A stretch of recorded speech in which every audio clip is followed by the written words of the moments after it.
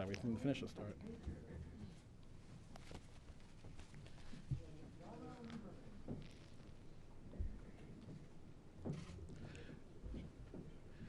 Well, good morning, everyone. Thank you for being here this morning for a very important announcement about criminal justice in the state of New York. I want to begin by acknowledging all of those who have joined us.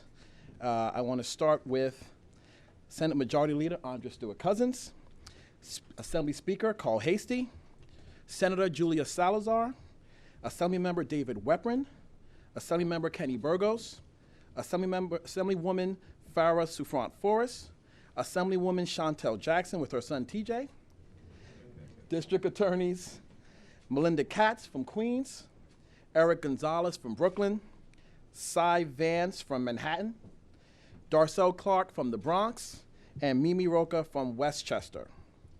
I also want to acknowledge some of the advocates who are with us today. Donna Hilton, Executive Director of A Little Piece of Light, Emily Napier Singletary, Co-Executive Director of Unchained, Kenyatta Thompson, Catal Center for Equity, Health, and Justice, Zachary Katz-Nelson, Executive Director of the Lippman Commission, Rabbi Hilly Halber, Central Synagogue and Religious Action Center, New York, Marcellus Morris, Reign for Life, Donna Lieberman, Executive Director of NYCLU, NYCLU, and Reverend Peter Cook, Executive Director, New York Council of Churches. Next, I have the honor of introducing our governor, Kathy Hochul.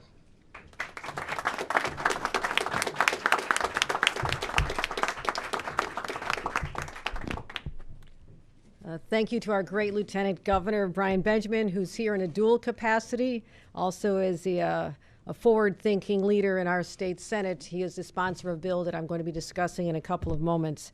Also very delighted to be joined by our leadership in the legislature, have Majority Leader Andrea Stewart-Cousins and our Speaker Carl Hastie here. I thank you for lending your clout to this event today, because what we're doing actually came out of your two respective bodies, and I'm very proud of the work that was done by your members, the sponsor in the Senate, as I mentioned, Brian Benjamin, but also Assemblymember Farah Forrest, who is also just a great leader on criminal justice reform, and I thank her. Also having our district attorneys here, I thank all of them for the work they do every single day. It's not easy work. They are really the unsung heroes who have to dispense justice on a daily basis, and it's not easy, but I have a lot of respect for what they do, as well as our amazing advocates.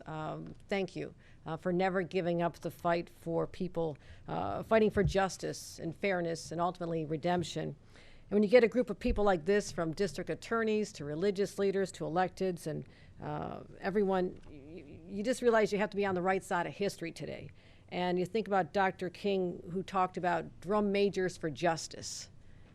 Ladies and gentlemen, this is the band. These are the drum majors for justice that have joined me here on the stage today. So thank you for being here, and I just want to give you a little bit of insights into why this is so important to me personally. As New Yorkers start to get to know me better, it's been 3 weeks on the job, they definitely would not know the fact that it was exactly 50 years ago last week when, as a 13-year-old growing up in Buffalo, I was glued to the evening news, and it was easy because there were only 3 stations. You turn between 3 stations, can you imagine? And the news was captivating. What I saw was not far from my home in a place called Attica, a sleepy little town. The world looked like it was on fire. It was exploding. And all the eyes of the world were watching this one place. And as a young person who grew up in a very socially conscious household, we talked about this at the dinner table and what was going on there and what this meant and how this could have happened in that day and age 50 years ago. A lot of questions are raised. How did it happen? How did people not foresee this? How was it not prevented? The violence, the death, the destruction that occurred over that time. And I think about the fact that similar to back then, maybe they didn't have notice, but today we do. It's a volatile situation that we have in one of our jails in the city of New York, in Rikers Island. But also I have hope, because I know that there's people who are longtime champions of doing what's right. And I also witnessed that as a teenager, a couple years after I watched this all on television. I became an intern in high school for the local ACLU. And in that capacity, and don't tell my parents this, I skipped school a few times, took the bus, an hour bus ride down to the city of Buffalo, and went into a very foreboding courtroom. But I knew I wanted to sit there and witness history. And I watched the Attica trials, and I heard the stories come forth. So to me, it was more than watching on television. I saw people's faces, and I heard what went on in those horrific, horrific circumstances. And I am steeled in the resolve that that should not have happened 50 years ago, and it sure as hell shouldn't be happening 50 years later in 2021. So what are we going to do about it?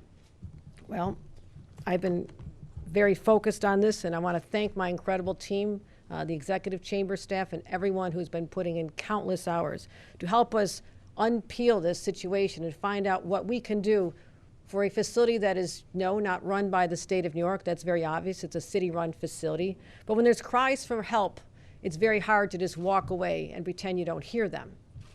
And these advocates know what I'm talking about. To see this, to hear this, to witness this. One says, how does this hell on earth exist today? And I also believe that what today is about is protecting human life, the lives of the people who are incarcerated, as well as the corrections officers.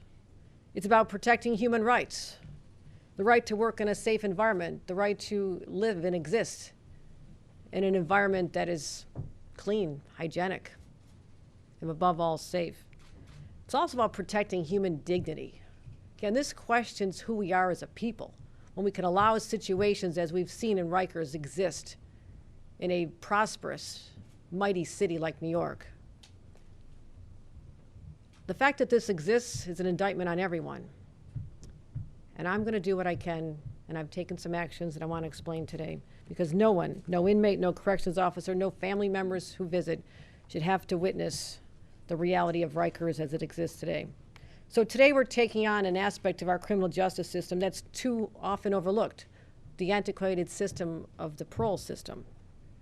Parole is meant to help people return to life, reentry programs, and not just drop them on a curb and say good luck, but to have a system of monitoring when required to make sure that they comply with what they're supposed to do, but ultimately become part of society again. Debt has been paid. People are now free. They're supposed to be part of the family again. That's the premise behind parole. But for all too often in this state particularly, parole becomes a ticket back into jail because of very technical violations. Someone was caught with a drink or using a substance or missing of an appointment. We call these the technical violations. And what it does is it lands people back in a place that they finally paid their debt to and were released from, and they're back among the masses. No chance of rehabilitation, no chance to get that job, no chance of getting reunited with their families. They are back because of a technical violation. And we have far too many. 65% of the people who've been returned on parole violations were for these technical violations. So it doesn't make us any safer. These people weren't in danger in the first place. They were released properly. And because of a technicality, they are returned. So New York State incarcerates more people for parole rules violations than anywhere in the country. Let me repeat that. New York State incarcerates more people for parole violations than anywhere in the country. That is a point of shame for us, and it needs to be fixed. It's going to be fixed today. And it'll put us among the ranks of others, and this is almost so embarrassing to say that Georgia and Arkansas and Alabama, Louisiana, already ahead of us on this, okay? A little catching up to do here, folks, okay? Yep. But we want to have people rejoin society.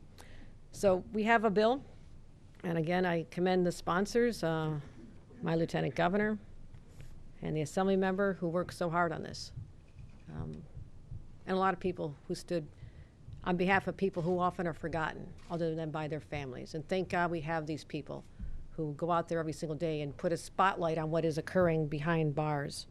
So the Less is More Act advances critical reforms to make our criminal justice a better and fairer institution. And what we're going to do is bolster due process and have speedier hearings. What has happened is that people will spend more time awaiting after parole, and this is again, parole, these are people who've already been released, technicality, they're back in it. They'll spend more time waiting for their adjudication under that circumstance than actually the penalty would require. Think about that. They may only get a 30-day time they would have to pay for the parole violation, and they have to wait 120 days to get to that. Think about the cruelty of that dynamic as well. So what we're going to allow for is earned time credit for people who did not violate the conditions of their parole, shifting from a punitive model that locked up people to an incentive-based model to help New Yorkers who re-enter their communities. Again, we've seen it work in other cities, and those of you who are fiscally conscious, I certainly find myself in that category as we deal with the major budget. That also saves money, and that is why there's a lot of support from unlikely sources throughout the state of New York. It is saving money because these people do not need to be incarcerated to protect society. And the states that have done this have seen their recidivism rates drop significantly. So we're going to also take some immediate action on Rikers. And I want to address the fact that these reports are deeply disturbing. And what I was concerned about when I reviewed this legislation that came before me is that the effective date is not until March of 2022. That was written by the legislature. I understand that. But I believe that we also have to take some very swift action and take it right now. So the Board of Parole, under my direction, will have 191 people released today. They have served their sentences.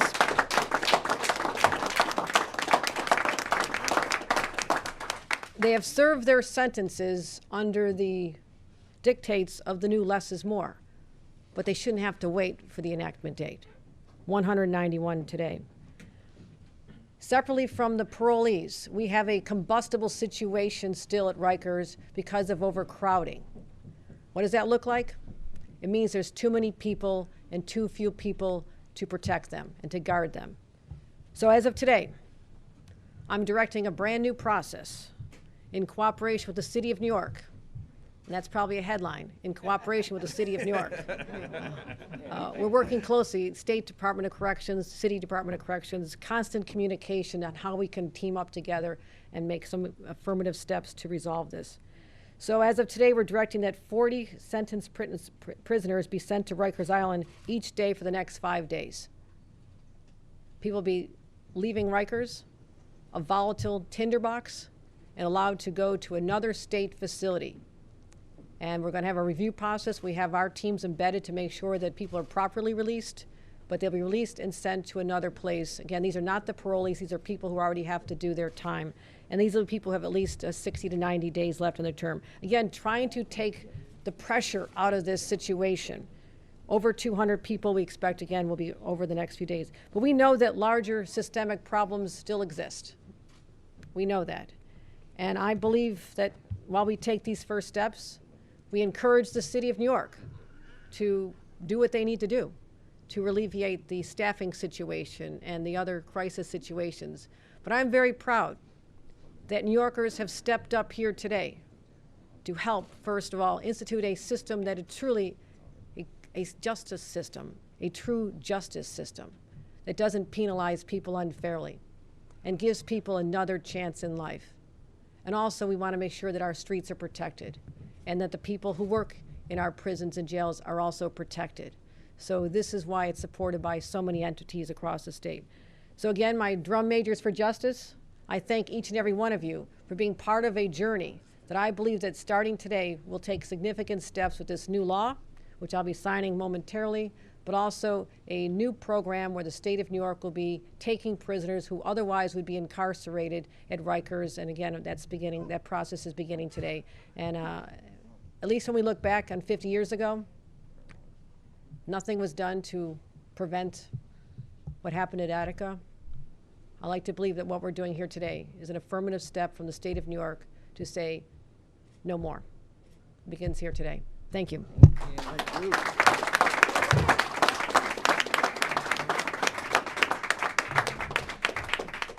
Thank you, Governor Kathy Hochul. Those are some great announcements.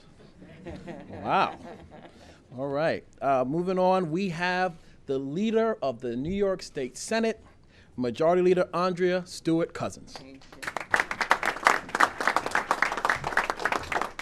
Thank you, Lieutenant Governor Brian Benjamin. You know, he used to be mine, but New York State will be well served by the brilliance of Lieutenant Governor Brian Benjamin. He is also, and he'll speak more about this, the sponsor in the Senate of this bill. So congratulations on both counts.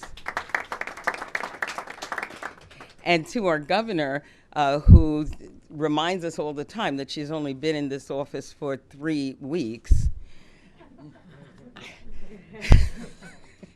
I want to thank you for signing this bill because, you know, in these 3 weeks, I've gotten a chance to stand with you several times, and each time is extremely important. So it is tough enough when you're new, but then you have so many things on your plate, and to try and deal with the emergencies and determine priorities and juggle it in a way that improves the lives of New Yorkers is really not an easy task. So the fact that we are standing here yet again with something that is this incredibly important is a credit to you. So thank you so much.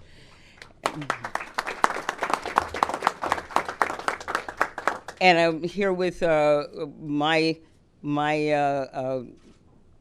friend and colleague, Speaker Hasty, and I was asking him before he came up, I said, did you guys pass this before we did? Because, as you all know,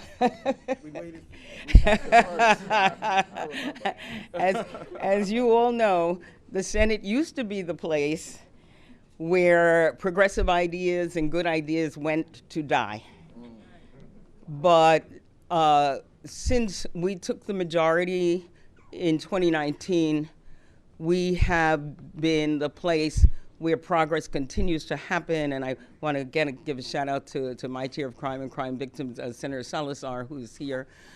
And the reality is that we understand that there are a lot of injustices that we can and must work on. And that is what we're committed to do with our advocates who you'll hear from, the cooperation of our DAs. There's so much to be done. And the Senate is no longer the place where injustice will be allowed to stand. Meek Mill and his story was able to shine a light on what so many people have gone through for so long. People who didn't have the celebrity and the star power to bring that attention on. And you'll hear from maybe one or two of them, but you'll meet them. People spend years longer than they should have because they were constantly thrown back in a system that would not allow them to be free and not acknowledge that they had actually paid their debt to society. This stops today because less is indeed more. And in that system, there was no way to get less. There was only a way to get more. This changes that. This allows people to be reintegrated in society with the support and the acknowledgement that they have paid their debt. I am so proud to have been able to push this through. People said, oh, the Senate, we know it's hard. Yeah, it's hard. But you know what? Our Senate understands that we cannot no longer delay justice. And you'll hear people say, oh, they're letting people out. Yeah, we're letting 191 people out today who shouldn't have been there. So let's keep it up, New York. We will continue to beat Alabama and all those other states. But thank you so much, Governor. Next, we have the Leader of the Assembly, Speaker Carl Hasty. Thank you, Lieutenant Governor. And let me just say a big thank you to our new governor who is off to a fast and wonderful start. And congratulations to you, our new Lieutenant Governor. first, let me thank the advocates, those who have to deal with the everyday stories. To some people and to the naysayers, a lot of times they look at what goes on in our criminal justice system as just merely statistics, but they're real lives. And the people that we're trying to help today are people who've done everything that was asked of them, and then yet a mistake, an addiction, an oversight can cause you to have to go back.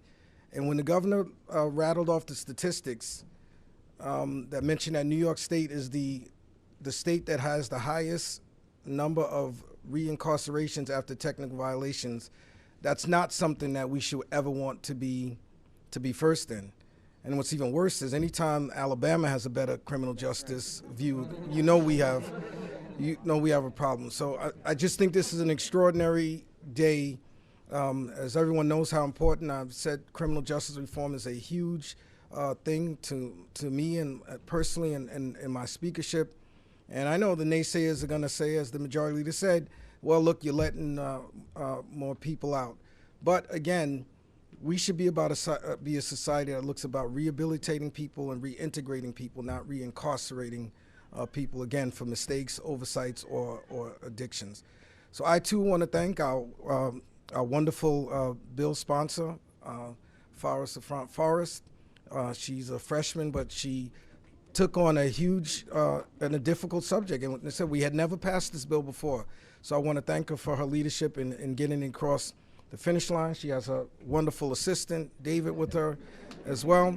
And I also want to thank all of the Democratic members of the Assembly for continuing to be, even when people disagree, that we always are focused on what is right. And I also want to acknowledge the great and hard work with our chair of the Corrections Committee, David Weapon. Thank you all. This is a great day. All right. Next, we will hear from Assemblymember Farrah Forrest and David. No, I want this one. This one goes over. Mommy's fighting over me. I love it. She pulled rank on you. Yes. That was a rank pull. She's got grandkids. I don't. That's right. Thank you, Governor Hochul, for bringing up less is more, and also for holding my baby. Good morning, everyone. I just wanted to start by saying thank you to everyone here for pushing this, helping pass this bill. When I talk about less is more and the meaning of this bill, as I understand it, I have to speak of it as a nurse. And my theory has always been based on care. So when I was first approached with this bill, and the problems of our parole system, I thought about how can we make this process a more care-centered process.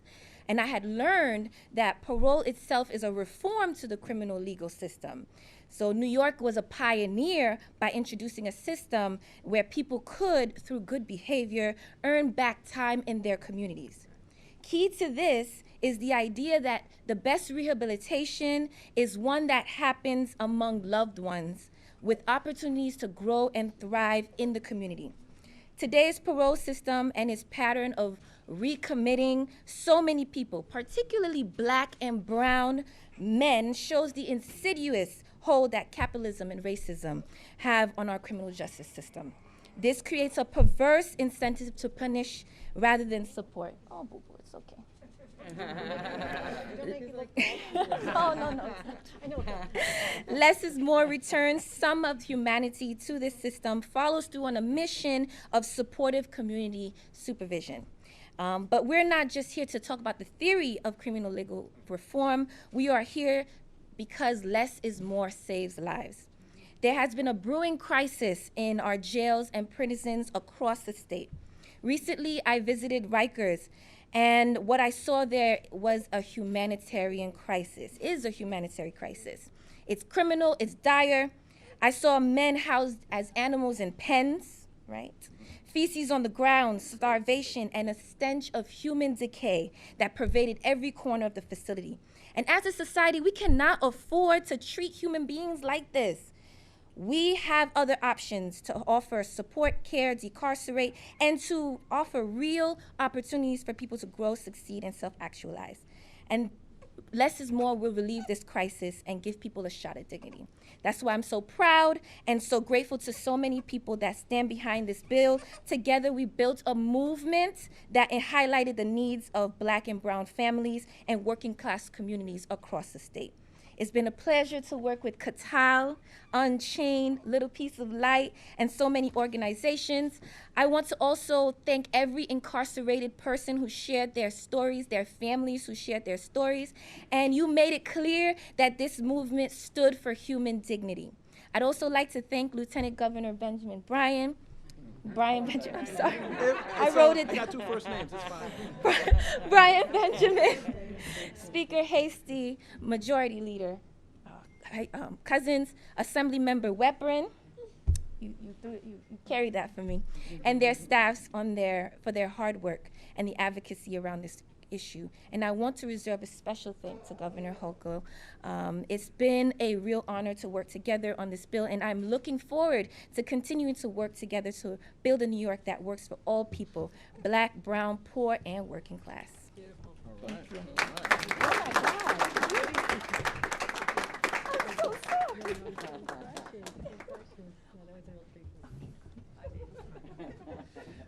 Next, you do a lot of things, Governor Hochul. Next, we have the Executive Director of A Little Piece of Light, Ms. Donna Hilton.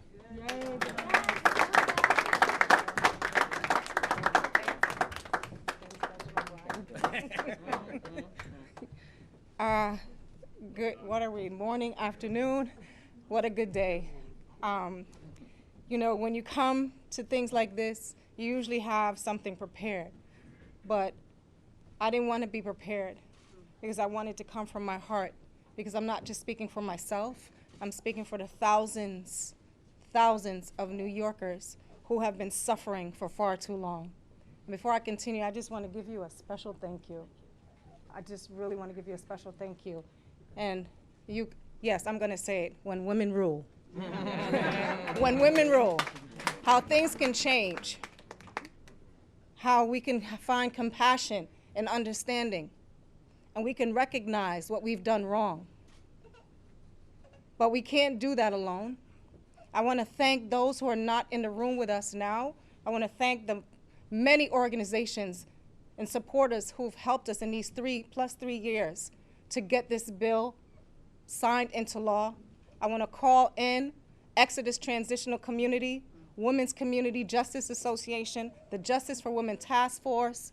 I want to call in all those, New Hour for Children. I want to call in all those who continue to stand beside us. And why am I calling them in? Because I'm a woman that served 27 years in New York State's criminal legal system. I went in Rikers Island as an adolescent, and I was tortured. That was 1985. This is 2021. 36 years later, we are still being tortured and treated like worse than animals. Because I'm sure everyone in this room and under the sound of my voice who has a dog or a cat or a pet, that's your family. And you would never treat them like that. And so I'm thankful that today the governor instituted immediate action, because she recognizes the humanitarian crisis that we've been suffering with for decades. This just didn't happen. This did not just happen. And we can't continue to have stuff like this happen. So I'm really thankful for the thousands of New Yorkers and impacted communities, Black and brown communities especially, like Farah just said, who continue to be harmed, who continue to be overlooked, who continue to be silenced and marginalized, who continue to die because they're walking while Black or brown. So I'm really thankful that we have progressive minds like we have now. And I just want to say thank you on behalf of all of us. Really, thank you.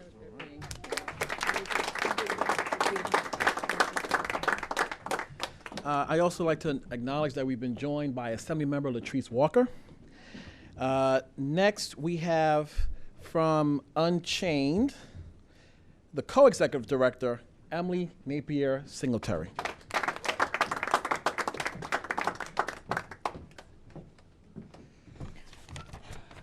Well, it's a new day in New York. Thank you, Governor Hochul. You can't know what it means to hear someone talk about the issues that people are facing in our jails and prisons and not just say what needs to be said, but do what needs to be done. And I thank you for that. Also thank you, Lieutenant Governor Benjamin, Assemblymember Souffrant Forrest.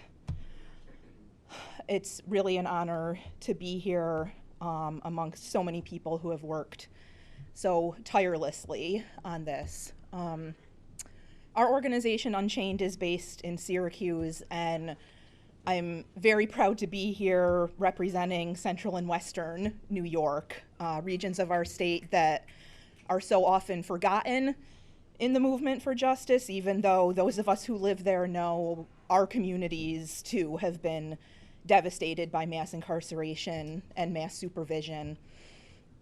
And I'm also proud to stand here representing our members in jails and prisons across the state.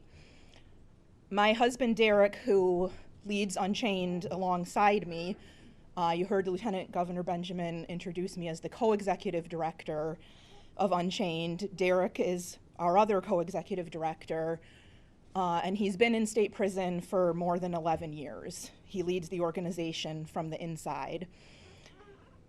Major provisions in the Less is More Act came directly from Derek, who drafted and edited this bill from his prison cell, drawing on his expertise as someone who has been on parole in the past and faced technical violations in the past. That's an incredible accomplishment, and his impact is going to be felt for generations to come now that this bill is being signed into law today. We launched Unchained together 3 years ago with a vision of bringing currently incarcerated people into the movement for justice, and we're doing that. Yet Derek can't be here today to celebrate this victory with all of us that belongs as much to him as to anyone else in this room.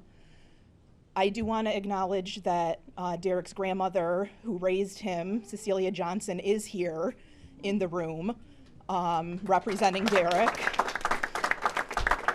My mother-in-law, who I cherish. But I live every day with the heartache of being separated from the person I love most in this world. And so I relate very much to the families of the 35,000 people across the state who are under parole supervision right now and live in constant fear of having their family torn apart again because, as we've heard, of a simple mistake or an addiction or a struggle that needs a remedy that is not jail or prison. You've already heard a lot of the statistics about how New York is the worst in the country when it comes to reincarcerating people for technical violations. Black folks are 5